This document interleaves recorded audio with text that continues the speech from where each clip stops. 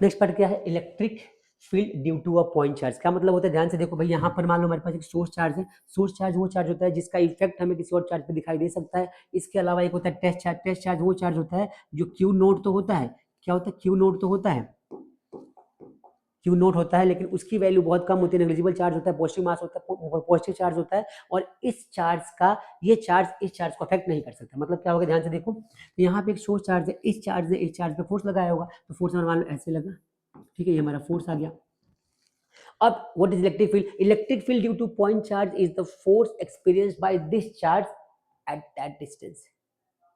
Force, इस charge ने इस पॉइंट पे कितना फोर्स एक्सपीरियंस किया, तो क्या हो जाएगा, force experience by test charge. क्या होता है, force experience by test charge is called electric field. क्या होता है बेटा, electric field. Force experience by test charge at any point is called electric field.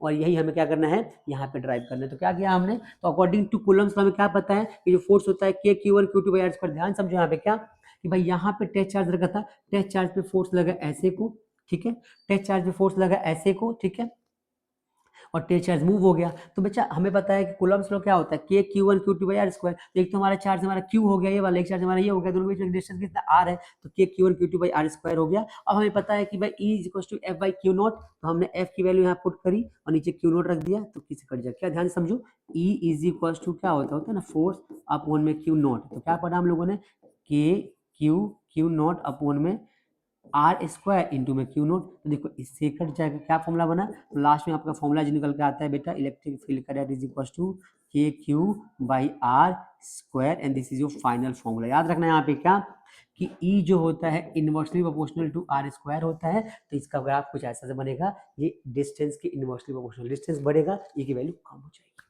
ठीक है, क्लियर हो गया, take the screenshot, take the screenshot, ठीक है, डन।